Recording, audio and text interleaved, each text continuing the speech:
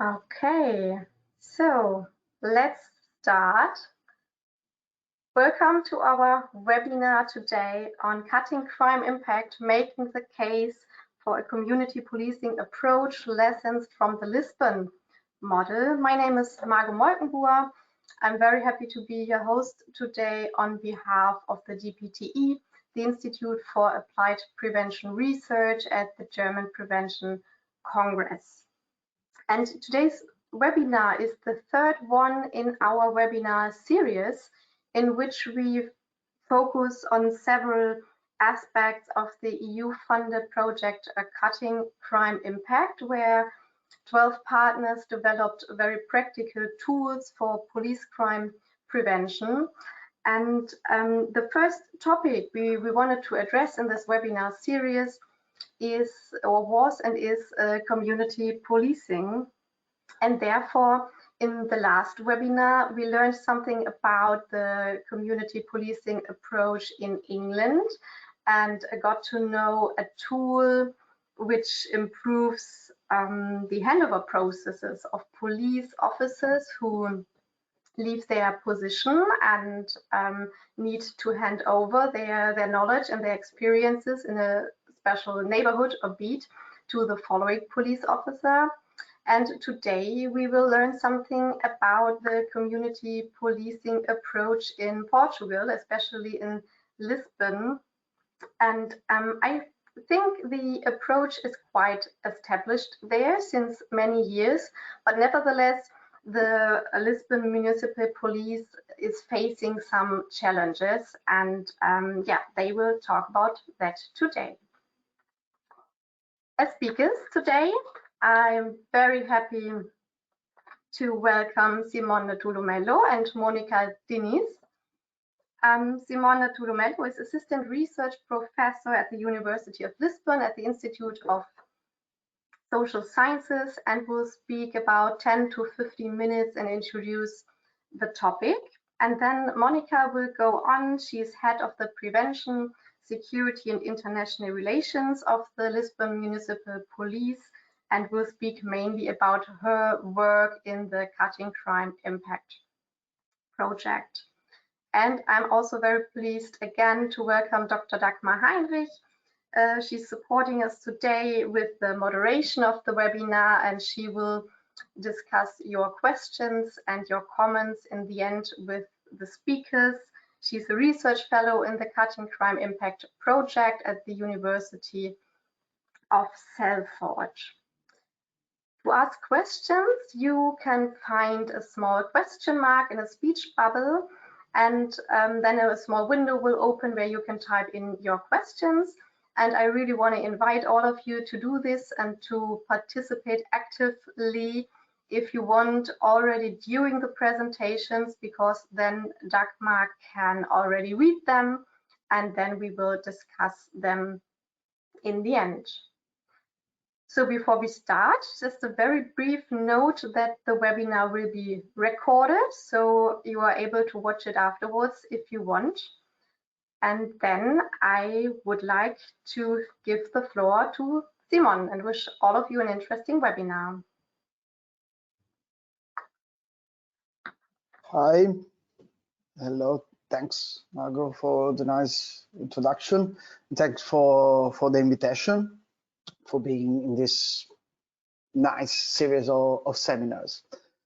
So what I'm gonna try to do in the next 10 to 15 minutes is to introduce the talk by Monica on the specific challenges of community policing nowadays in Lisbon, but trying to put the case of Lisbon in conversation with what are the classical problems, issues and challenges of community policing. Actually, in the previous webinar, Dr. Megan O'Neill has provided an interesting overview, and I will refer to the challenges that she emphasized. And I mean, I've been doing fieldwork in Alta de Lisboa, which is the first place, the first neighborhood where community policing was actually developed in its present form in Lisbon, and then comparing it with literature on Anglophone examples of community policing, and particularly with the case of policing in Memphis in Tennessee. And to be clear, I'm not a police scientist, I'm an urban scholar, so I'm interested in how policing is part of a continuum made of urban policy. And so I try to think about policing within a wider field. For instance, within the perception, and during the last few decades, especially in Anglophone countries, the growth of policing has often been detrimental to other social policies, which in and of itself may have been a problem both for prevention writ large and for police work in and of itself. And that's where I think community policing is an interesting lens to think at the relation between policing and urban and social policy writ large. And so starting with those critical dimensions of community, usually identified with especially Anglo cases of community policing, as Megan O'Neill did in the last webinar. She started from the perception there is not really a definition of community policing out there. And for me, that's absolutely true. And that's probably also one of the reasons why the term community policing is being used to justify and to define forms of policing which have nothing to do with community and with what is the theoretical rationale of community policing, including very aggressive forms of order maintenance, especially in Northern American cities. And in this sense, I think that the issues with community policing may have to do with the fact that police work is not about solving problems as per community policing rationale. And so the fact that we know that there are lots of organizational challenges for community policing, because where prevention policies happen are other public departments. And yet, within the frame of community policing, police officers act as street-level bureaucrats. And so this is where, in my opinion, police can actually cooperate and participate in social prevention. And since one of the problems which is identified here is, above all, organizational, the institutional constraints for community policing, the fact that training of police forces is very different from what the needs for community policing are, the fact that police evaluation is very often made through different stats, arrests, and so on and so forth. And of course, the United States case is paradigmatic. I think it's important to question to what extent and how can community policing happen and work with its rationale in police departments. And here is where I think that the case of community policing in Lisbon is interesting and peculiar. In Portugal, where in Lisbon, community policing is managed by the municipal police, which is not a criminal police force. Municipal police cannot make arrests, is not a criminal police. It's above all concerned with code enforcement, etc. And in this sense, though police officers they come from general police and they are assigned to municipal police, when they are in municipal police, they work in an environment which is not the traditional environment of criminal police forces. And so this peculiarity of the Portuguese institutional arrangement, for me, was one of the preconditions that allowed Monica Diniz, who started to work on community policing, to actually build a space for community policing where officers were not involved, were not committed to make arrests and the traditional activities that often are in conflict with the goals of community policing. And in this sense, the second issue that Megan O'Neill has raised last month was the fact that community policing very often relies on a conceptualization of community that is quite problematic. The idea of a sort of territorially bounded, cohesive context whereby these social groups can cooperate with policing. In this sense, I think one of the needs for actually thinking about community policing is problematizing this idea of community as something that that is common in a territorial context. Actually, in fact, the regional, the etymological meaning of community comes not from what is in common, but from the Latin cum munus, which means what the responsibility that people have in common. And so in this sense, even in the regional concept of community, cohesion, homogeneity is not a component of community. So can we work on community policing not through thinking a homogeneous community, but a diverse, internally conflictual community within which policing can cooperate to the goals of social prevention? And this is where I believe that police officers, as street-level bureaucrats, can actively contribute to precisely linking different groups, but also different institutions that cooperate on the ground, looking at institutional needs and structural conditions, individual needs, and the environment of organizations and institutions in any given place. And once again, this is where I find the effectiveness of Lisbon's community policing. Lisbon's community policing in Alto de Lisboa was born from a group, a community group, which is above all a place for meeting of the various institutional and non-institutional actors that exist in Alta de Lisboa.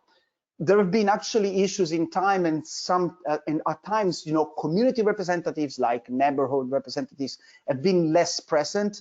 But in fact, this did not necessarily meant that community policing didn't work, because where it actually worked was in putting together the municipal authority, health services, local NGOs, etc., in cooperating towards the goals of community policing, of addressing perceptions of fear and issues that can bring to crime, etc., especially issues linked with drugs, which are quite present in the territory of the Alta Lisboa. Once again, I believe that this is possible because municipal police is not criminal police in Lisbon. And this is where the third line of issues raised by Dr. O'Neill is interesting. She mentioned examples when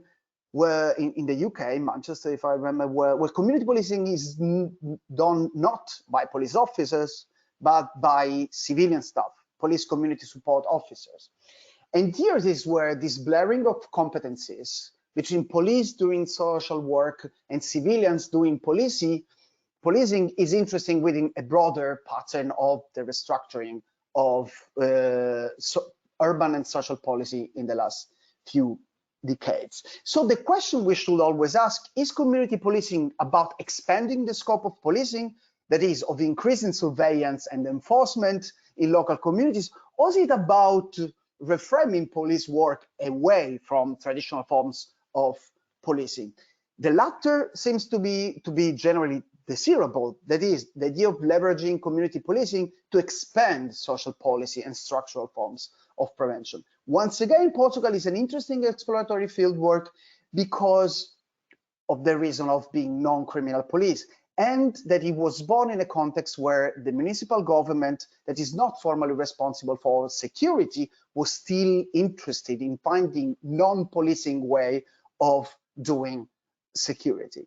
The question is, now that many other agencies in Lisbon, including for national polices like the Guardia Nacional Republicana, are trying to do community policing, whether is it possible to expand Lisbon's community policing toward a wider scale, or whether forms of community policing that are in fact not community policing may from the top down problematize the work of in Lisbon.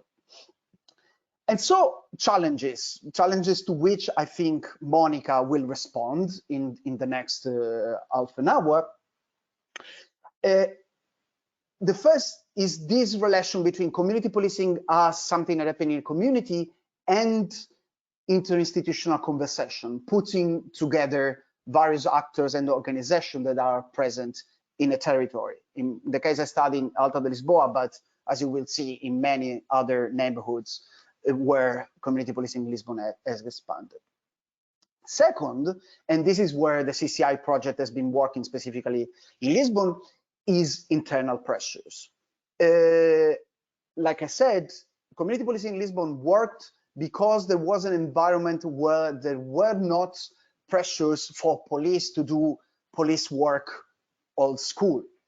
But when leadership changes, it may happen again that community policing starts not be considered again within the police remit.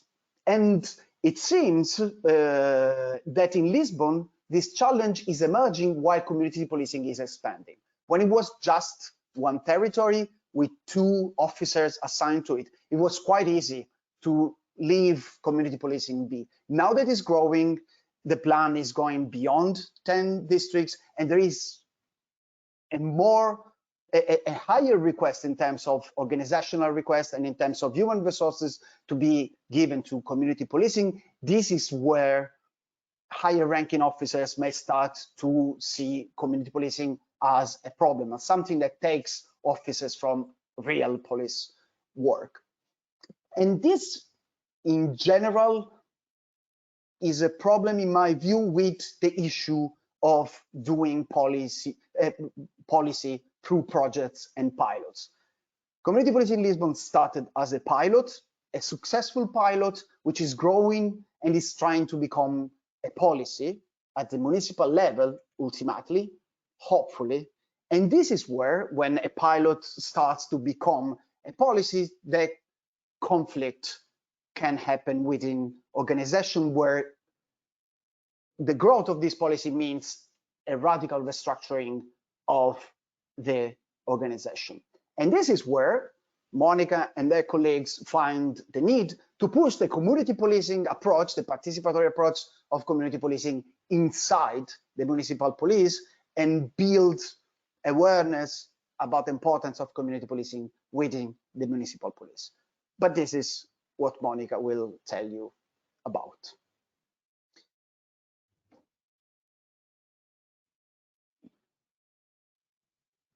Marco, you there?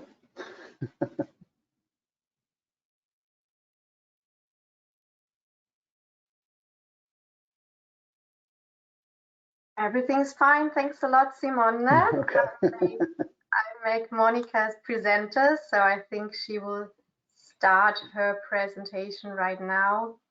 Great, we can see you. Thank you. Yeah. Thank you, Margot, for the invitation. Thank you, Simone, for this great framework and introduction. I'm going to share my screen.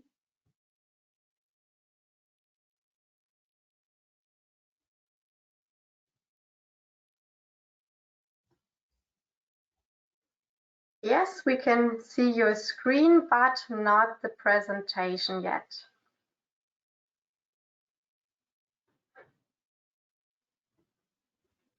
Is it okay now? Yes, great.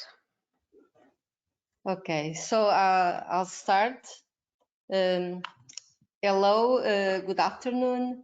Thank you again. My name is Monica. I'm a sociologist. I work for over 10 years in the Lisbon Municipal Police and on the field of prevention and in a community policing model. And today I'm going to present you about what is the model that Simone was making this preview, and also to share with you some of our findings from our participation in the Cutting Crime Impact project. And now it has been helping us in how to improve the model.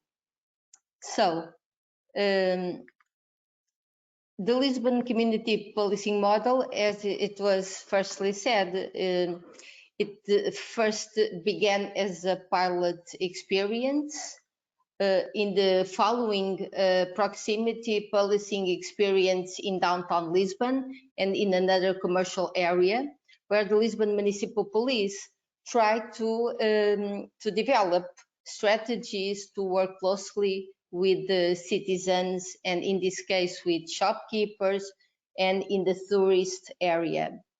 In 2009, it was started to see if it was possible to build a more community policing approach, an approach to policing where citizens and other partners from the community could, in cooperation with the police, could discuss and think together about how to solve some of the problems that could be addressed under this preventive model. So in 2009, we joined the community group in Alta de Lisboa. The main reason was because it was both a territory with some problems, with some security problems, but at the same time, it had also a very big potential because it had a very active partnership. It was called the Community Group of Alta de Lisboa, CCAL, and CCAL was already with a long experience in cooperating different partners in the field to address local problems. So the idea was to present this idea of a community policing in the territory, but to be joint planned with this partnership. For that, we had created 1 year after we started in the CCAL group, we started what we call the security group, because it was already divided in groups to address employment aspects or to address health problems, and we call one group to address security concerns.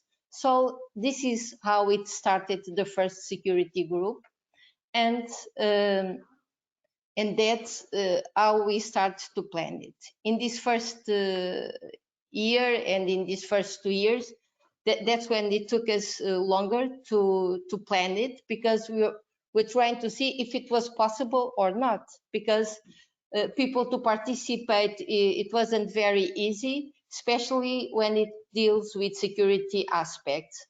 A lot of times, people think about security, always think, oh, that's something for the police to solve.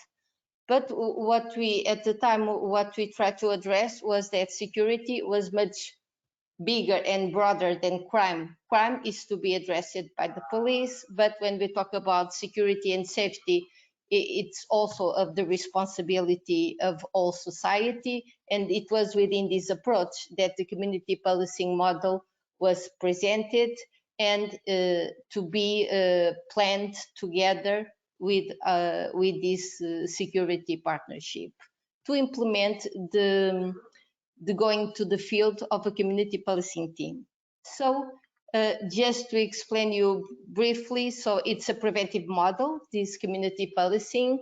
So it's oriented towards the resolution of the security problems felt and discussed by the population, although when it has to do with crime-related issues, it's from the responsibility, as Simon has also presented, of the national police. So this was a more preventive approach. How can we address problems that keep repeating and occurring in the same places? It was try to understand how could we prevent it or mitigate them together with other community actors that could have a special role also in tackling those problems that made people feel unsafe and insecure. So it was also important when we started this partnership that it was the to understand that it was both responsibility, not only of the police, but of the community, all to feel as co-producers of community safety. So there in Alta de Lisboa, we developed the methodology, and it mainly consists in 4 steps. A first step is to develop a local partnership. It's important to plan it together with community members to understand what are the main concerns. So in Alta de Lisboa, we started with 12 partners, but it depends in the new neighborhoods. What are the key actors that can cooperate with the municipal police to start planning these projects? But the first step is also to have a partnership and to plan together the goals, the mission, what are the problems to be addressed. And this is the second step. It's to elaborate and to undertake a local security diagnostic. There are a lot of theses and studies already, sometimes that mention and talk about security aspects in the certain neighborhood. What we try to do is to combine them, to learn what already exists, and listening to the community. We start with focus groups, or we take some community events, not only to share what is this model of community policing, what is this preventive model, but also to understand what are the community concerns. And by this, the security group that conveys in a monthly basis, it's to plan this coming of the new community policing team to the territory. So in the second step, it's to understand what are the diagnostic of the security situation. This is another examples in the field. We can take a community event, or we can ask different partners and the residents of the neighborhood about what is their concerns. The third step, it's about creating and building the profile, the desirable profile of the police officers. It is important for us to understand what would the residents expect from the police, how they idealize what should be the police role in their neighborhood. So a third step is to understand that. It's to talk with elderly people, with children, with youngsters. It's to involve our partners and try to understand what should be known by the future police officers to go to that neighborhood. What should be their features? This is just a broad example about some of those that sometimes people share. But in each new territory, there is a different profile. And this is a guideline for us inside the police organization. When we make the selection process, take into account those main aspects that for community are very important that police officers should have. In the fourth step, we do the training. What started when we were making in Alta de Lisboa in the first designing of this methodology, the first training, we have done it inside the police organization.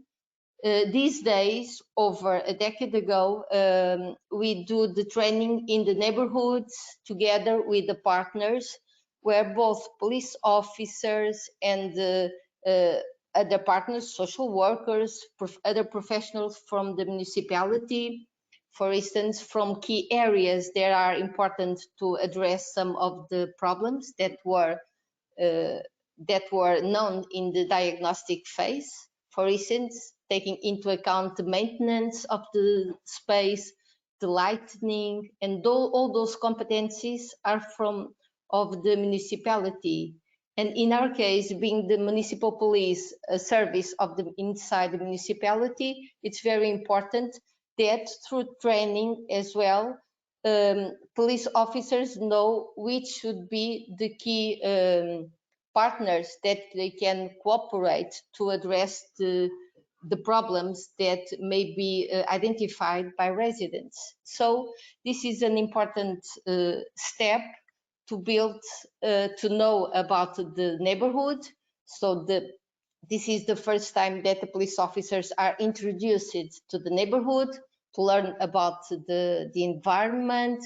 We use also the CEPTED approach and to try to also to be taking into account how the environment can impact also in the security aspects of the neighborhood. And through this moment during the training, we aim to have at the end a partnership, a more cohesive partnership that together with the new policing team can address those community security problems. So this is an overview of the methodology.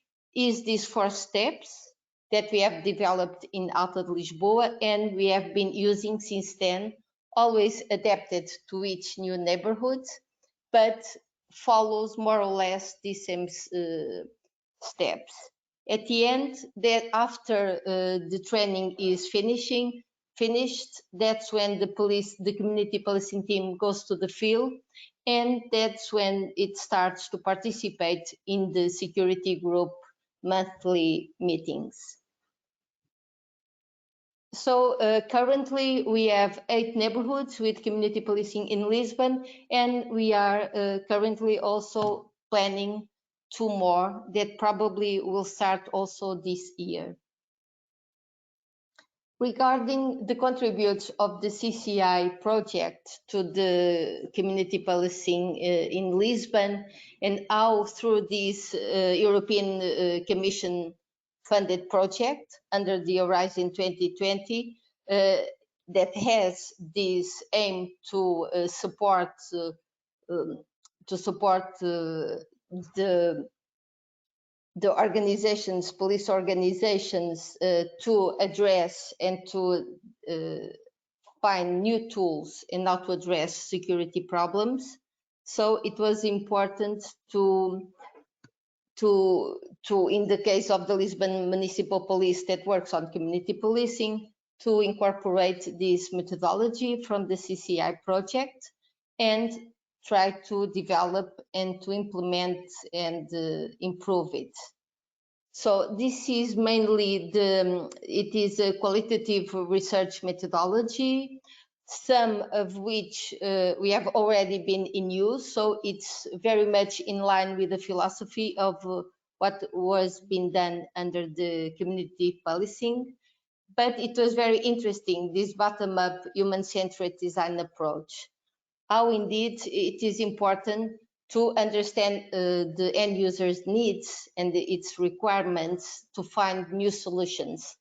So this CCI methodology allow also to, when in contact with our stakeholders and with the residents, it was very important to find some new aspects and to learn some new aspects and how to address what were the main problems that we were finding under this model.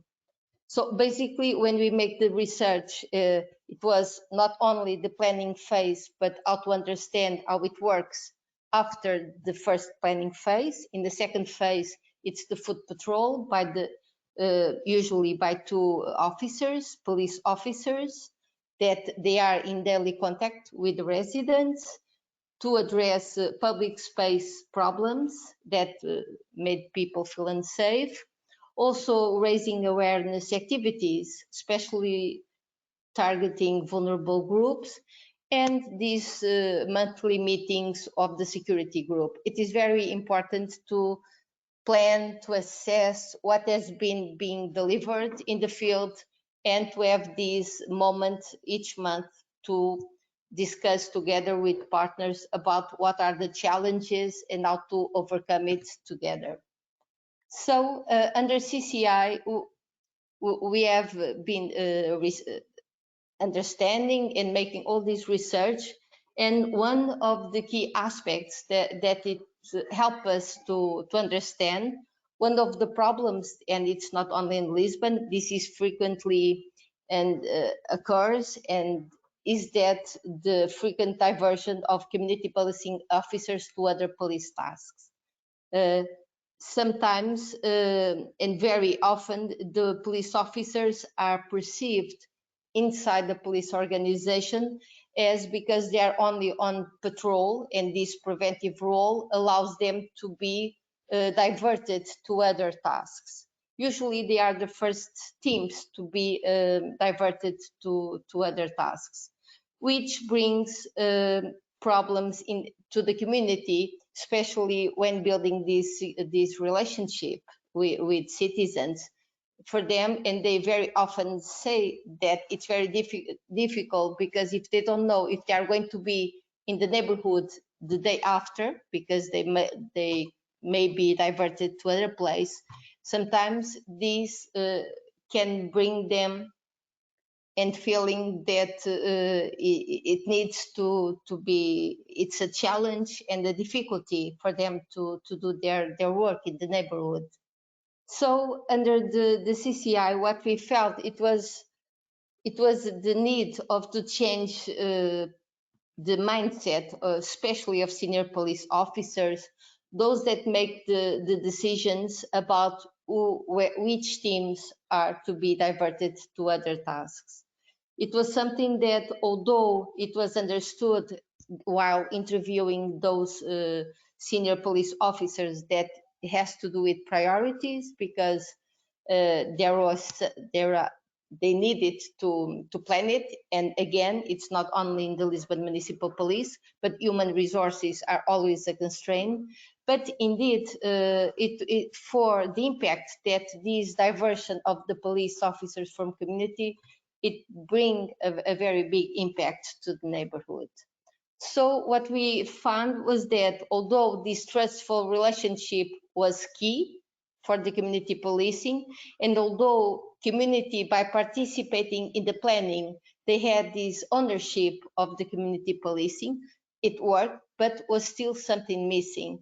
And it was felt under the design approach, and we call it this concept direction, because in the different range of problems that we could address and to find a solution, we found it very important to address internally and to look inside the police organization, and now to find a solution so that community policing officers and their work could be more valued and support.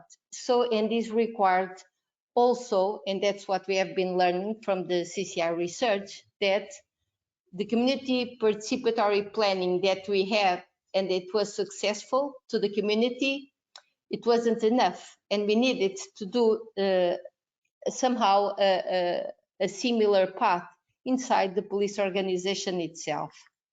So that's how we bring to design one of the solutions.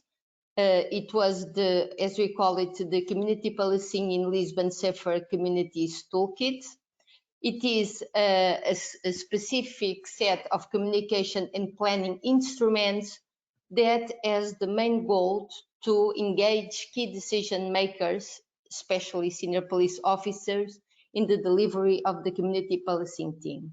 So it was important, just as community partners feel the ownership of the project, because it was not only community policing of the municipal police, but it was of all the partnership, the same path it was needed to be made from internally, especially when we have new senior police officers that are coming to work inside the municipal police and may not be so familiar with the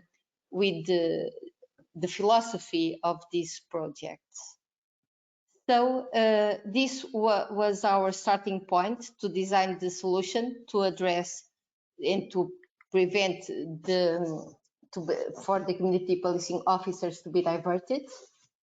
And it was in collaboration with our partner, with LOBA, one of the partners from CCI, and in collaboration with the University of Salford, and how to develop an image, a logo that it it gave and allowed community policing in Lisbon also to have to be recognized, and also to make it more professional at senior police officers' eyes.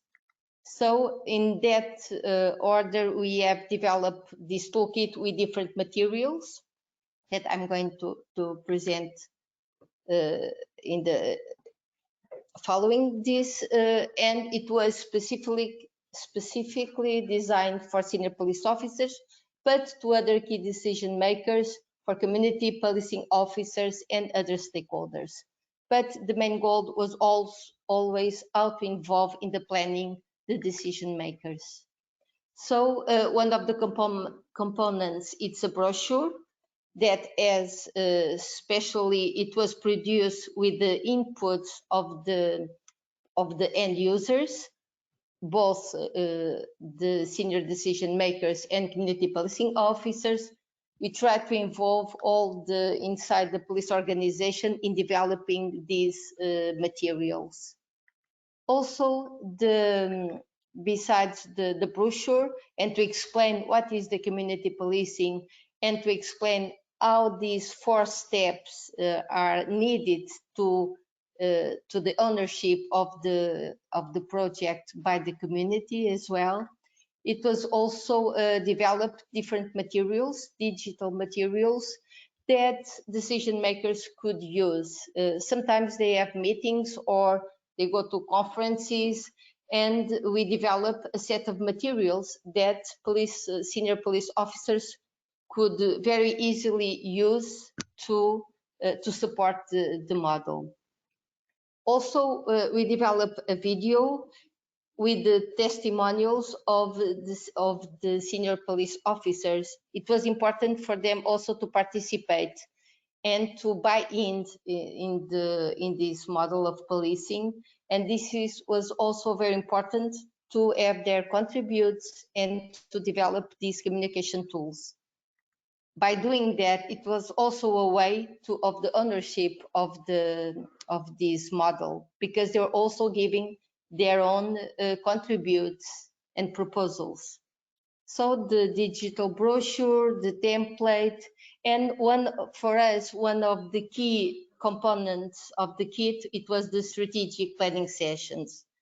This was developed indeed to support what we had already made in the community with those planning sessions of the security group.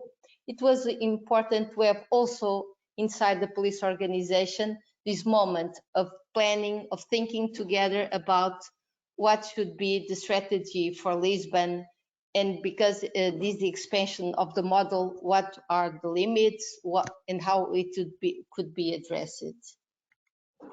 So for that, at the end of last year, and under CCI, we presented this tool, and we started the first planning session, precisely to start to plan together with the senior decision makers about what could be the strategic planning of the community policing.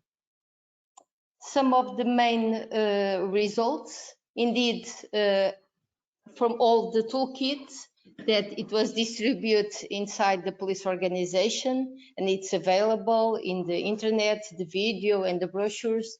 But mainly we would like to highlight the strategic planning session. They are the core of this involvement of the senior police officers. Through these moments, and we had and we are following what it was planned under the design phase about the different moments, and to introduce the contributes of the decision makers in different aspects of the model. For instance, new training strategies, about the team selection process, the expansion of the model to new territories, since we have been requested to go to other neighborhoods, and also about, for instance, the criteria to select new neighborhoods. This have been discussed, although taking into account COVID-19 restrictions, it's not so simple to work in the room, but it has been possible to make some exchanges and to participate. Also, we have made last year for the first time an online training. We had never made it before, but because we were in pandemic context and it was already in place in March, we had already everything prepared to start the training on community policing. So we postponed it and to deliver it in online, and taking into account also what we have been learning from the CCI research. For the first time, we had a senior police officer also giving the training. Usually it used to be more at more level of the supervisors on community policing or community policing's peers that also contribute as trainers to the community policing training course. But for the first time, we have a senior police officer also. So this have the tool, and we have been learning that it helped changing some of the perceptions. And we have been understanding that for senior police officers, they are feeling more engaged. And through this process of designing and prototyping together, making all these different steps, it helped also for them to be involved under the community policing. And also to trying to deconstruct these different and conflicting roles between what is considered the real police work and the community policing role work as a social work. And the more, just the same as it happens in community with our partners, the more people feel involved and commit with the process, the better they are open to understand it and to contribute and to value it. So the ownership process depends a lot on this engagement and this participation in the planning. So these are the main, what we have also, these communication tools also allow it for a lot of both police and non-police elements from the municipal police. They now know better about the community policing model, because sometimes even inside the police organization, it's unknown. So it helped also in that area. And also it was, I like it because we have made evaluation about what people felt and how they evaluate the toolkit, and also the quality of the designs and of the materials were considered also to be positive for the police image. So and to finalize, just to share that, and again taking the words that Simone were saying from the beginning, sometimes this is indeed a bottom-up approach. It started from a pilot to, and now it's at level of policy for the city. It is one of the goals from the government, local government plan. And indeed, these materials have helped also to somehow as a way to explain the model. Sometimes it's not easy to explain how important it is, this participatory planning process, for people to develop this ownership and to be indeed a community policing where both police and community are involved and try to have an active participation. But being also the need of the police organization to feel that and to be open to those contributions from community, these tools also help to make that communication process to be more accurate and to be this more professional way of sharing the model. And for now, is this what I would like to share with you. Thank you.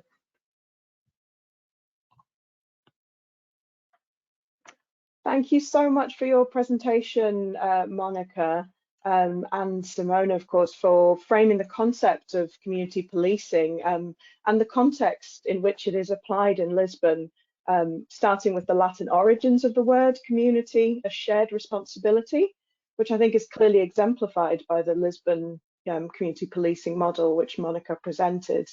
Like you said, Monica, security is bigger than crime. It's a responsibility of the community, isn't it? Not just the police.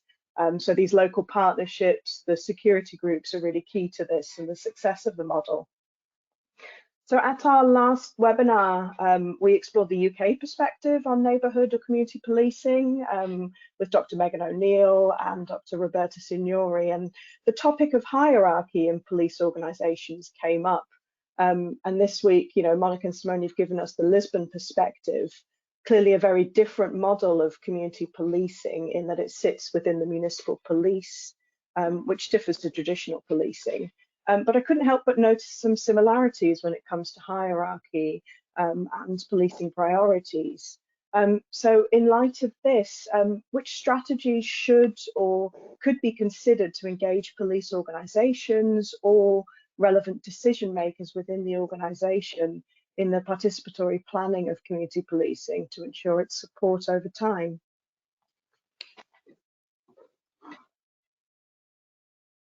Is that for me? I think either of you are well placed to answer that question.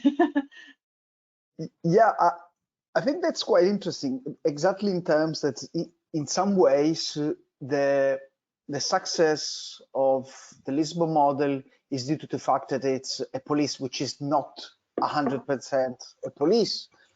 But some of the challenges come from the fact that it's a police which is still made of police high-ranking officers who are trained in police, who work in national criminal police, and then they move for some period of time, usually, if I'm not wrong, to the municipal police. So that will be, the question will be, is police the problem? And that's, I think, is a question, a productive question in terms of thinking that these things that we think that work, they put in crisis many of the structural dimensions of how police is historically taught and built. And so in terms of police reforms, for me, community policing is real lens to rethink policing writ large. And so let's see how Monica and their colleagues will be able to push this transformation from the bottom up. I think it will really be important to have large national political conversations on policing in wider terms in order to better accommodate, in order for these institutions to better accommodate this type of programs, which we all agree that are among the programs that work the best that police does. Monica, what do you think about it?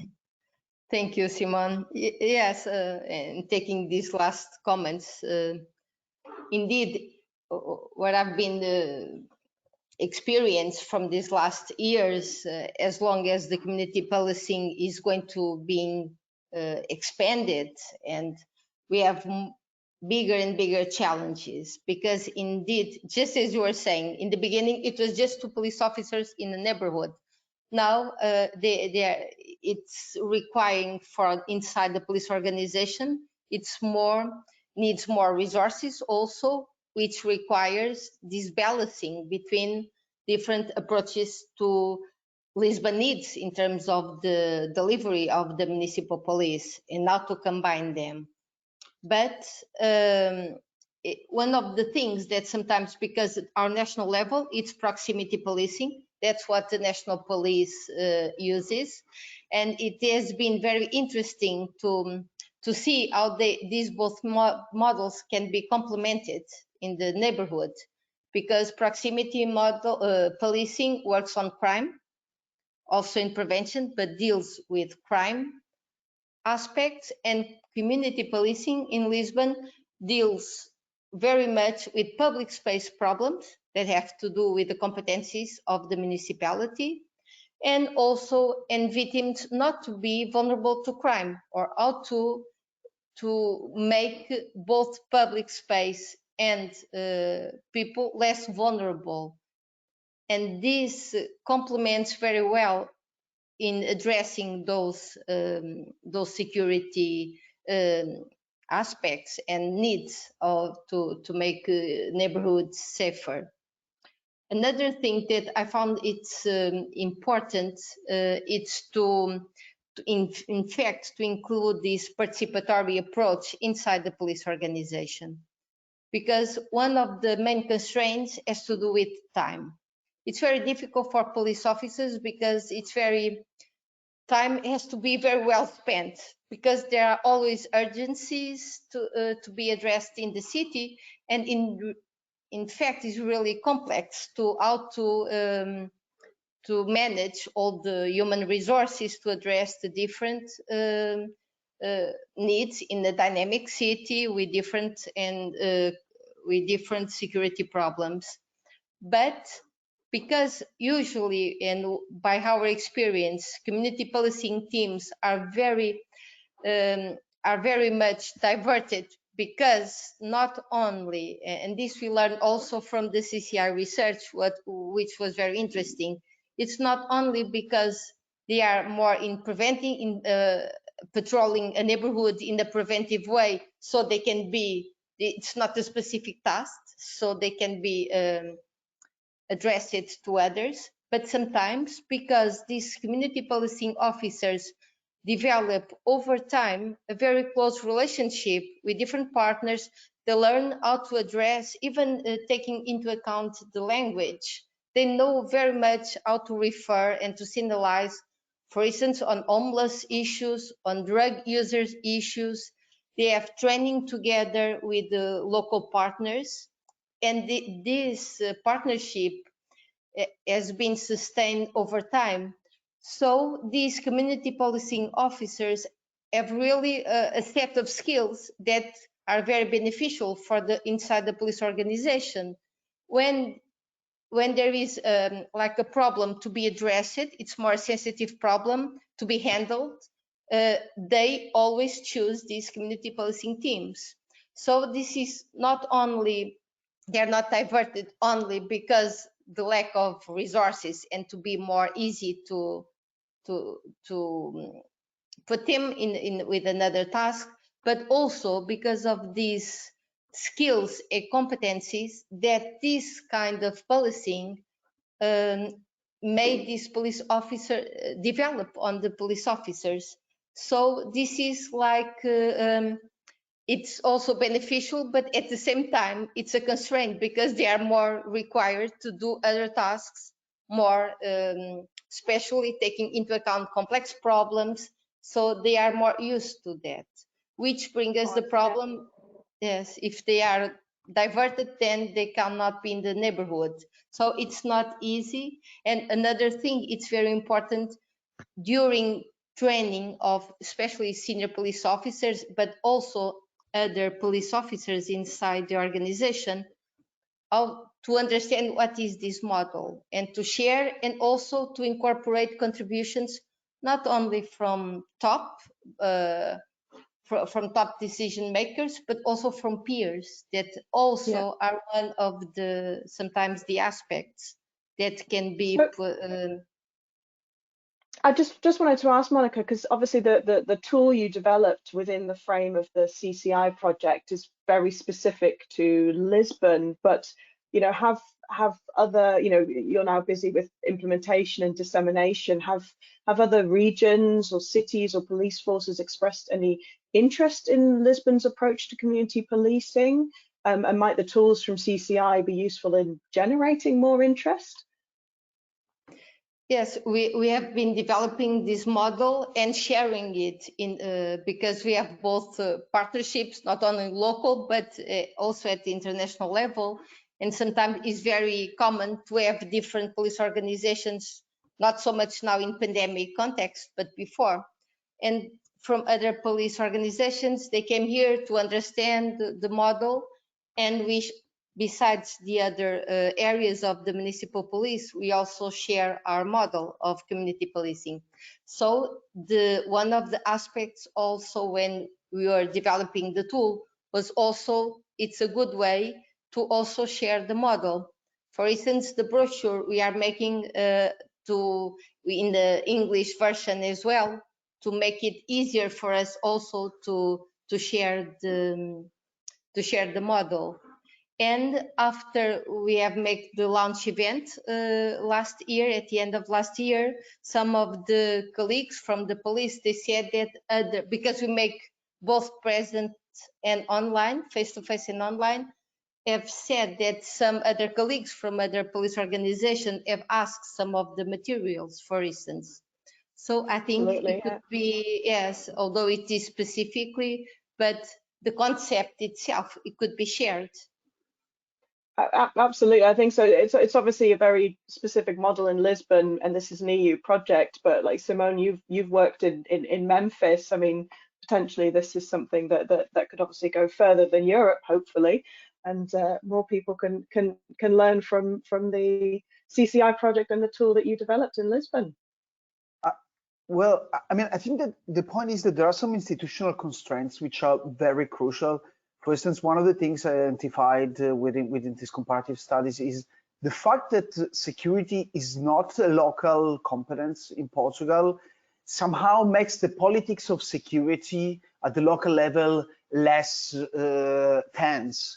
While in a context like Memphis, you know, the mayor has at the same time the responsibility to defend the population and to do any number of other things. So there is a direct competition for resources between social policy departments and policing. While in Lisbon, since security is a national competence, so if you are concerned with that, you should address your concerns with the national government. At the local level, there is somehow less pressure to do aggressive policing, etc. etc. So in this sense, I think that these examples shows that the multi-level organizational government is very relevant on this. And this for me problematizes some of the idea that if we could just, you know, train police officers better in contexts like the US, everything will be solved. Training is important, definitely, but there are bigger, you know, more structural issues of how government is organized that are crucial. So, you know, the reform needs to be done in more structural ways, in more structural dimensions in many instances. So could this help? Definitely. But I think it would help if then at the local level, they will be able to push for systematic, significant reforms at a higher level in context like the US especially, yes. Yeah, absolutely. Oh, brilliant. Well, thank you so much, Monica and Simone. I see Margot has joined us, so I will hand over to her to close the webinar. Thank you. Yes, thank you very much. I'm so sorry to interrupt this interesting discussion, but unfortunately the time is over. So sorry for that. Thanks for moderating, to Dagmar. Thanks to all of you for the attendees, for the interesting questions, which make this discussion that interesting. And of course, thanks to Monica and Simone for these interesting presentations and that you've given us some insights into community policing in Lisbon especially, and the challenges you are facing there, and of course above all the solution. One solution you've found to tackle this. And so it's for me, it's just left to say that the last, or the next, not the last, but the next webinar in this series will take place in June. We will provide further information on this as soon as possible. And in the meantime, I would like to invite all of you to visit the CCI website, which is, in my opinion, very, very nicely designed. And it's really fun to look around. Of course, you are invited to subscribe to the CCI newsletter, so you stay informed about the further webinars, or of course visit the DPT website for further information. And I think that's it for today. Thanks a lot to all of you, and I hope to welcome you again in our next webinar. Goodbye. Bye. Thank you. Bye. Thanks. Thank you. Bye-bye.